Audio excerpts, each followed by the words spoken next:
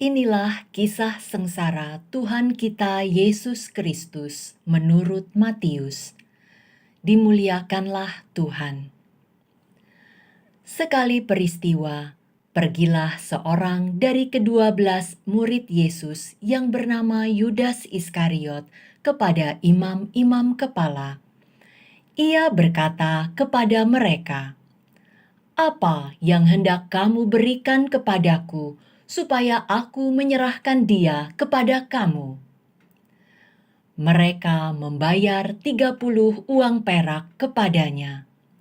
Mulai saat itu, Yudas mencari kesempatan yang baik untuk menyerahkan Yesus. Pada hari pertama dari hari raya roti tidak beragi, datanglah murid-murid Yesus kepadanya dan berkata, "Di manakah engkau kehendaki kami mempersiapkan perjamuan Paskah bagimu?" Jawab Yesus, "Pergilah ke kota kepada si Anu dan katakan kepadanya, beginilah pesan guru, waktuku hampir tiba, di dalam rumahmulah aku mau merayakan Paskah bersama-sama dengan murid-muridku."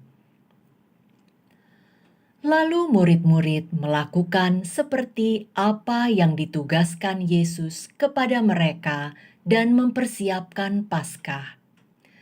Setelah hari malam, Yesus duduk makan bersama dengan ke-12 murid itu. Ketika mereka sedang makan, Ia berkata, "Sesungguhnya aku berkata kepadamu, salah seorang dari antara kamu akan menyerahkan aku." Lalu dengan hati yang sangat sedih, berkatalah mereka seorang demi seorang kepadanya, "Bukan aku ya Tuhan." Yesus menjawab, "Dia yang bersama-sama dengan aku mencelupkan tangannya ke dalam mangkuk ini, dialah yang akan menyerahkan aku. Putra Manusia memang akan pergi sesuai dengan yang ada tertulis tentang Dia. Akan tetapi, celakalah orang yang olehnya Putra Manusia itu diserahkan. Lebih baik bagi orang itu sekiranya ia tidak dilahirkan."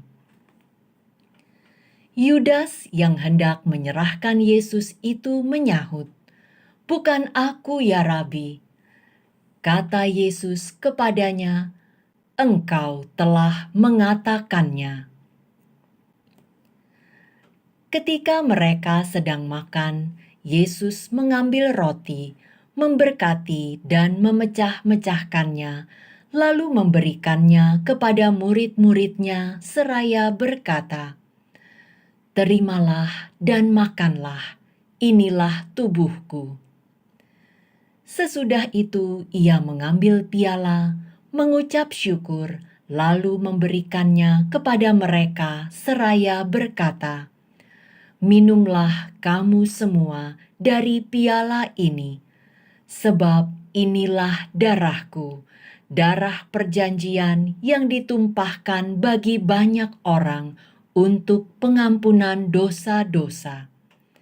Akan tetapi aku berkata kepadamu, mulai sekarang aku tidak akan minum lagi hasil pokok anggur ini, sampai pada hari aku meminumnya, yaitu yang baru, bersama-sama dengan kamu dalam kerajaan Bapa-Ku." Sesudah menyanyikan lagu pujian, pergilah Yesus dan murid-muridnya ke Bukit Zaitun. Lalu berkatalah Yesus kepada mereka, "Malam ini kamu semua akan tergoncang imanmu karena aku. Sebab ada tertulis, aku akan membunuh gembala dan kawanan domba akan tercerai-berai. Akan tetapi sesudah bangkit, aku akan mendahului kamu ke Galilea." Petrus menjawabnya, Biarpun mereka semua tergoncang imannya karena Engkau, aku sekali-kali tidak."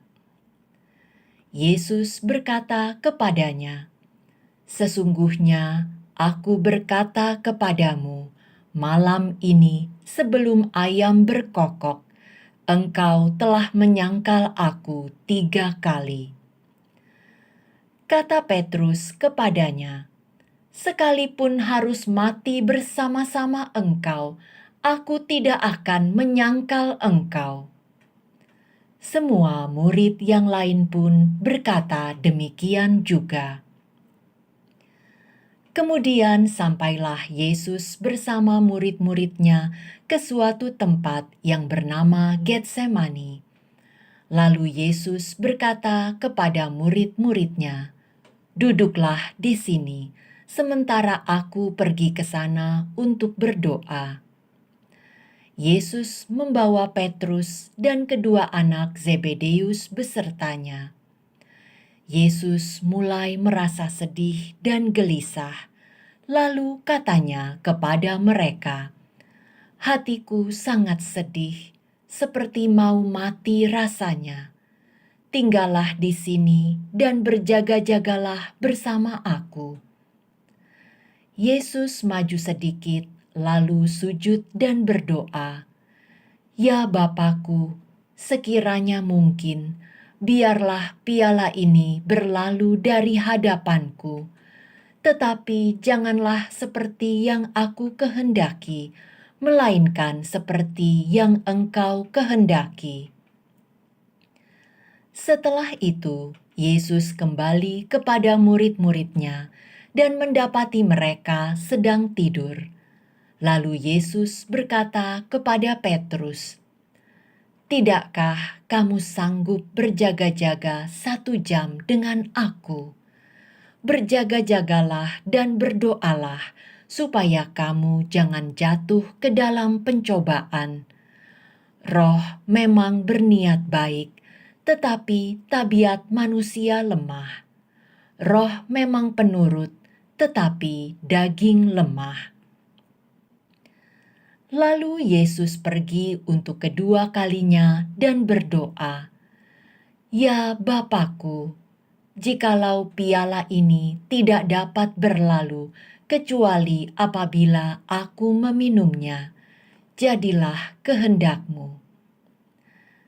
Ketika kembali lagi, ia mendapati murid-muridnya sedang tidur, sebab mata mereka sudah berat.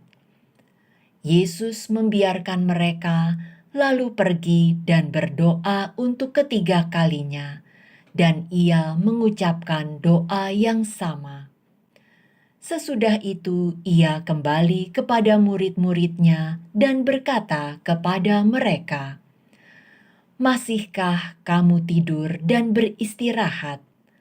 Lihat, sudah tiba saatnya Putra Manusia diserahkan ke tangan orang-orang berdosa.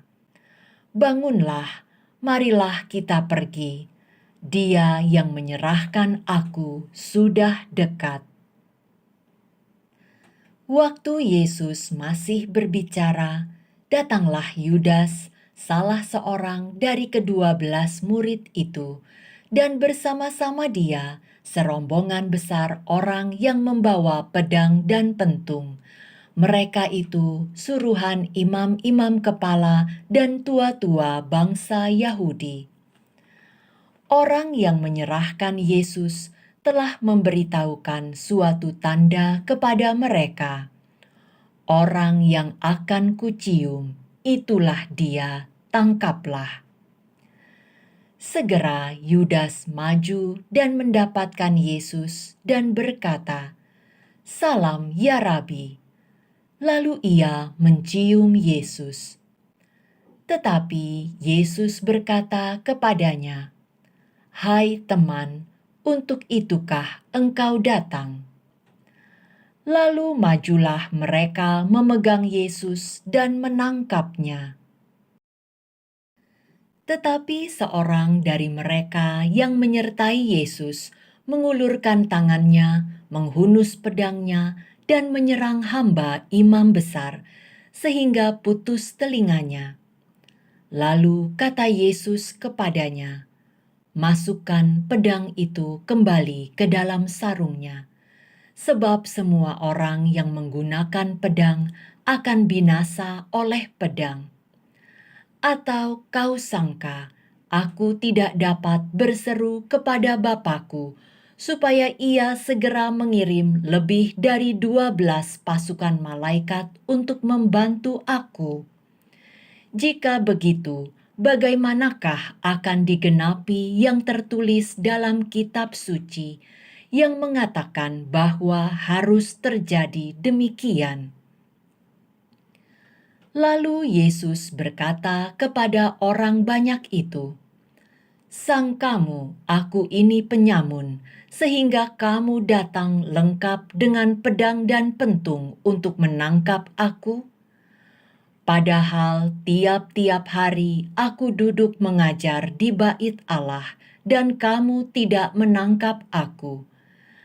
Akan tetapi, semua ini terjadi supaya digenapi yang tertulis dalam kitab nabi-nabi." Lalu semua murid meninggalkan Yesus dan melarikan diri. Sesudah menangkap Yesus, mereka membawanya menghadap Kayafas, imam agung. Di situ telah berkumpul ahli-ahli Taurat dan kaum tua-tua. Petrus mengikuti Yesus dari jauh sampai masuk ke halaman imam agung. Setelah masuk ke dalam, ia duduk di antara pengawal-pengawal untuk melihat kesudahan dari perkara itu. Imam-imam kepala dan para anggota mahkamah agama lainnya mencari kesaksian palsu melawan Yesus supaya ia dapat dihukum mati. Tetapi mereka tidak memperolehnya, walaupun tampil banyak saksi dusta. Akhirnya tampillah dua orang dan mengatakan, "Orang ini berkata, aku dapat meruntuhkan bait Allah dan membangunnya kembali dalam 3 hari." Lalu imam agung itu berdiri dan berkata kepada Yesus, "Tidakkah engkau memberi jawaban atas tuduhan saksi-saksi ini terhadap engkau?" Tetapi Yesus tetap diam. Lalu kata imam besar itu kepadanya, "Demi Allah yang hidup, katakanlah kepada kami, apakah engkau Mesias, Putra Allah atau bukan?" Jawab Yesus, "Engkau telah mengatakannya. Akan tetapi aku berkata kepadamu, mulai sekarang kamu akan melihat Putra Manusia duduk di sebelah kanan Yang Maha Kuasa dan datang di atas awan-awan di langit." Imam besar itu mengoyakkan pakaiannya sendiri dan berkata, "Ia menghujat Allah. Untuk apa kita cari saksi lagi? Sekarang kamu telah dengar hujatnya. Bagaimana pendapat kamu?" Mereka menjawab, "Ia harus dihukum mati." Lalu mereka meludahi wajah Yesus dan meninjunya. Orang-orang lain memukul dia dan berkata, "Cobalah katakan kepada kami, hai Mesias, siapakah yang memukul engkau?" Sementara itu, Petrus duduk di luar di halaman. Maka datanglah seorang hamba perempuan kepadanya dan berkata, "Engkau juga selalu bersama-sama dengan Yesus orang Galilea itu." Tetapi Petrus menyangkalnya di depan semua orang, katanya, "Aku tidak tahu apa yang engkau maksud." Ketika Petrus pergi ke pintu gerbang, seorang perempuan lain melihat dia dan berkata kepada orang-orang yang ada di situ, orang ini bersama-sama dengan Yesus orang Nazaret itu. Petrus menyangkalnya pula dengan bersumpah, "Aku tidak kenal orang itu." Tidak lama kemudian, orang-orang yang ada di situ datang kepada Petrus dan berkata, "Pasti engkau juga salah seorang dari mereka. Ini jelas dari bahasamu." Lalu mulailah Petrus mengutuk dan bersumpah, "Aku tidak kenal orang itu." Pada saat itu berkokoklah ayam. Maka teringatlah Petrus akan apa yang dikatakan Yesus kepadanya, "Sebelum ayam berkokok, engkau telah menyangkal aku 3 kali." Lalu ia pergi keluar dan menangis dengan sedih. Ketika hari mulai siang, semua imam kepala dan tua-tua bangsa Yahudi berkumpul dan mengambil keputusan untuk membunuh Yesus. Mereka membelenggu dia, lalu membawanya dan menyerahkannya kepada Pilatus, gubernur negeri itu. Pada waktu Yudas yang menyerahkan Yesus melihat bahwa Yesus telah dijatuhi hukuman mati, menyesallah ia. Lalu ia mengambil uang yang 30 perak itu kepada imam-imam kepala dan tua-tua sambil berkata, "Aku telah berdosa karena menyerahkan darah orang yang tak bersalah." Tetapi jawab mereka, "Apa urusan kami dengan itu? Itu urusanmu sendiri." Yudas pun melemparkan uang perak itu ke dalam bait suci, lalu pergi dari situ dan menggantung diri. Imam-imam kepala mengambil uang perak itu dan berkata, "Tidak diperbolehkan memasukkan uang ini ke dalam peti persembahan, sebab ini uang darah." Sesudah berunding, mereka membeli dengan uang itu sebidang tanah yang disebut tanah tukang periuk untuk dijadikan tempat pekuburan orang asing. Itulah sebabnya sampai hari ini tanah itu disebut tanah darah. Dengan demikian digenapi firman yang disampaikan oleh Nabi Yeremia. Mereka menerima 30 uang perak, yaitu harga yang ditetapkan untuk seorang menurut penilaian yang berlaku di antara orang Israel.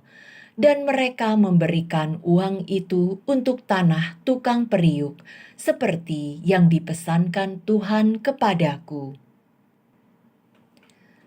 Lalu Yesus dihadapkan kepada gubernur. Gubernur itu bertanya kepadanya, "Benarkah engkau raja orang Yahudi?" Jawab Yesus kepadanya, "Engkau sendiri mengatakannya." Tetapi atas tuduhan yang diajukan imam-imam kepala dan tua-tua terhadap dirinya, Yesus tidak memberi jawab apapun.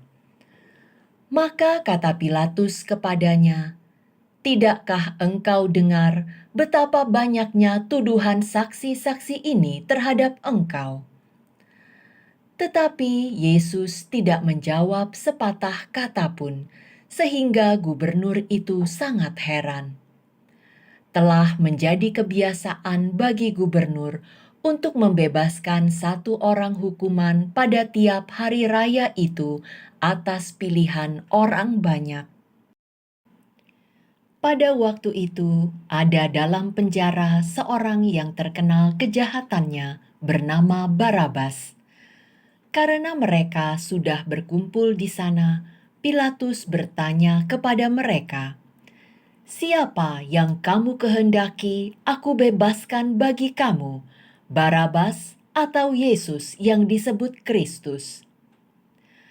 Pilatus sebenarnya tahu bahwa mereka telah menyerahkan Yesus karena dengki. Ketika Pilatus sedang duduk di kursi pengadilan, istrinya mengirim pesan kepadanya, Jangan engkau mencampuri perkara orang benar itu, sebab dalam mimpi tadi malam aku sangat menderita karena dia.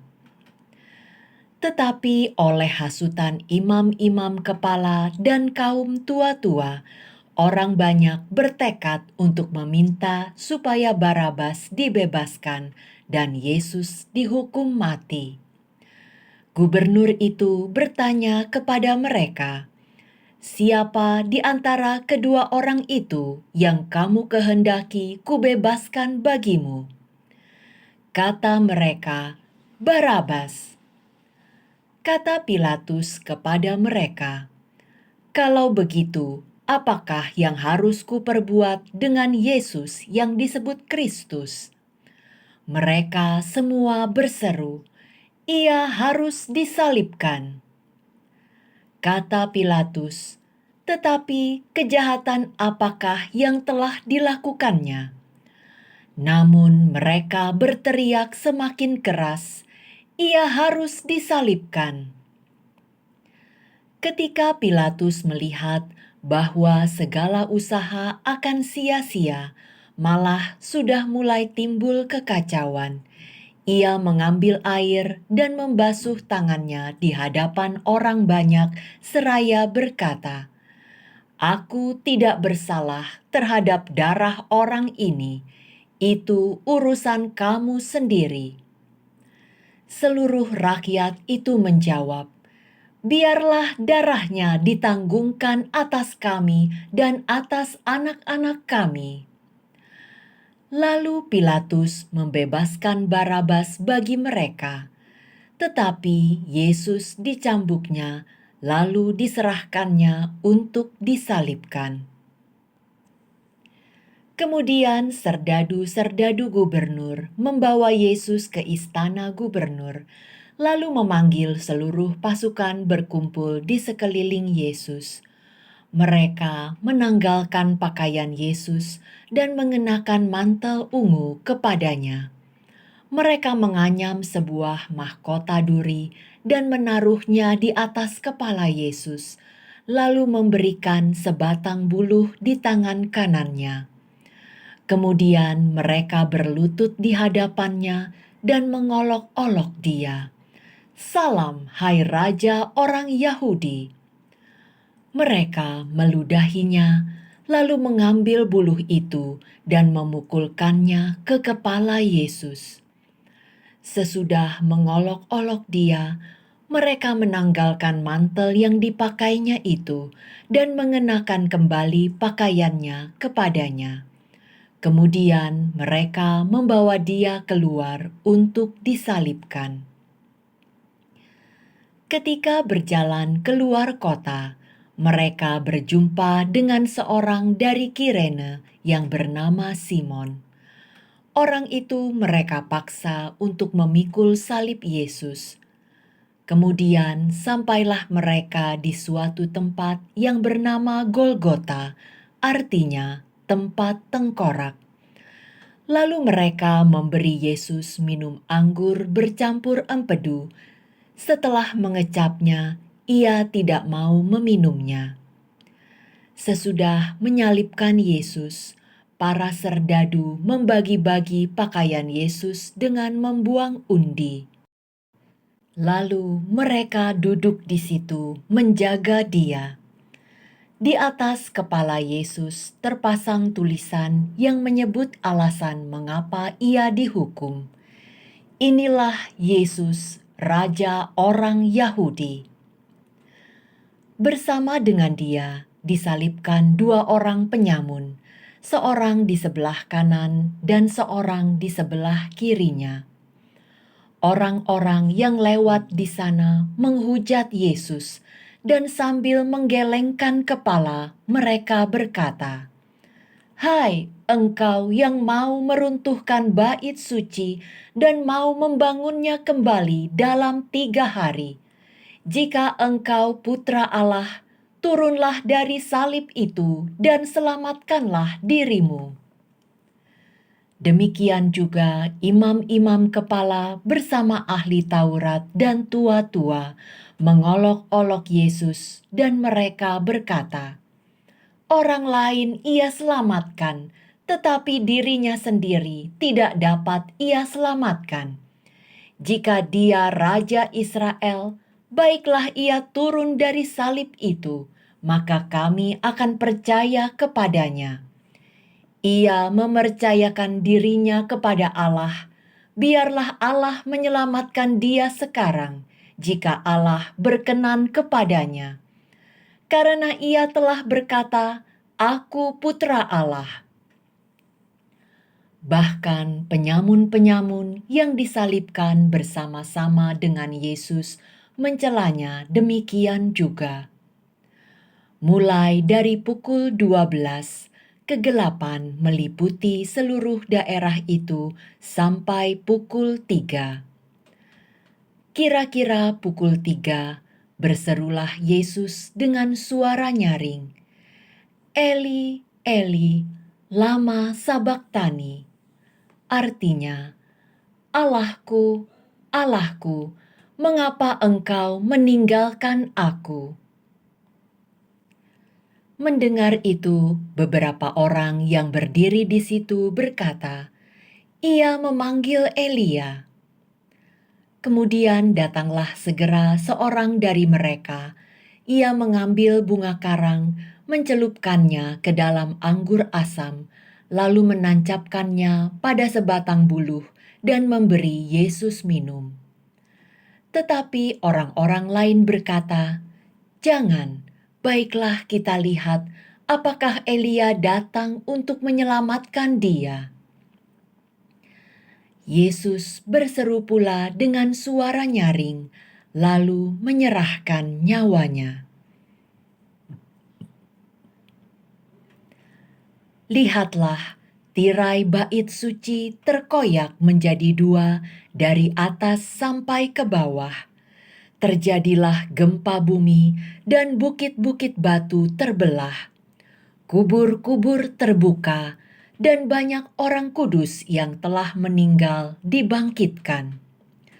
Sesudah kebangkitan Yesus, mereka keluar dari kubur lalu masuk ke kota kudus dan menampakkan diri kepada orang banyak. Ketika melihat gempa bumi dan apa yang telah terjadi, kepala pasukan dan prajurit-prajurit yang menjaga Yesus menjadi sangat takut, lalu berkata, "Sungguh, orang ini putra Allah."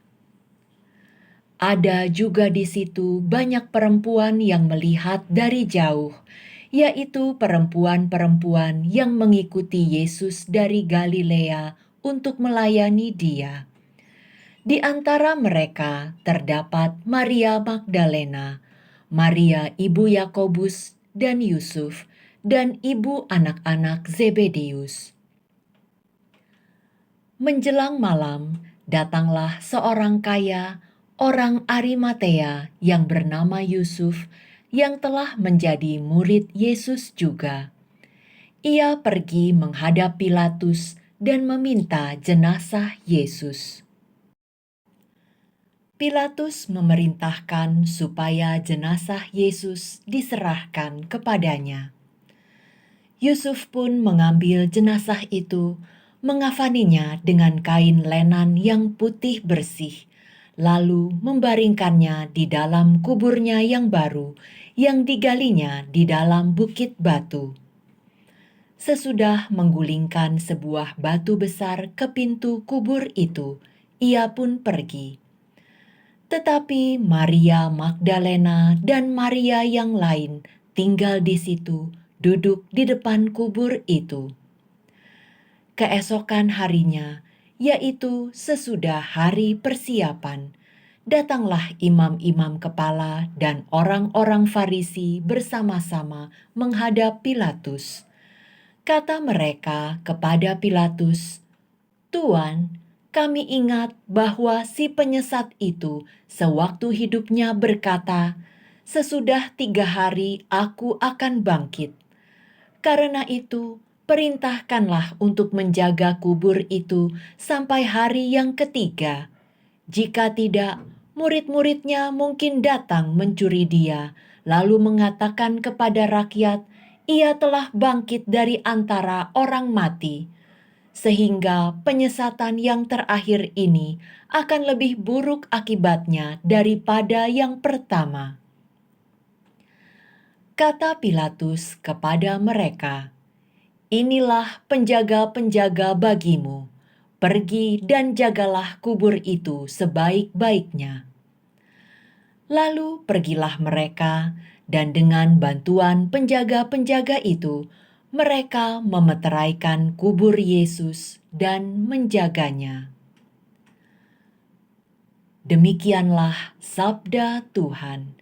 Terpujilah Kristus.